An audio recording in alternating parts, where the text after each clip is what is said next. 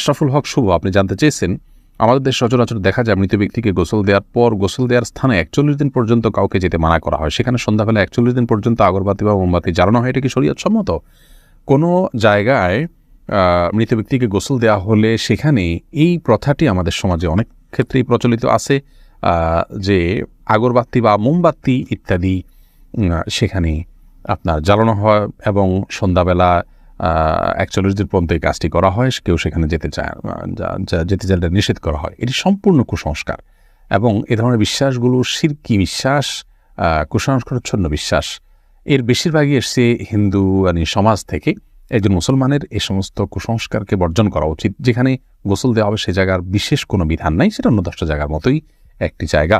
MD Ariful Islam জানতেছেন, মৃত ব্যক্তির জন্য দোয়া করার সুন্নাহ পদ্ধতি কি? মৃত ব্যক্তির জন্য আল্লাহ তাআলার কাছে সাধারণভাবে দোয়া করবেন, আল্লাহ আপনি তাকে মাফ করুন, ক্ষমা করুন, ইস্তেগফার করবেন, কায়মন ওয়াক্যে আল্লাহর কাছে তার পক্ষ হিসেবে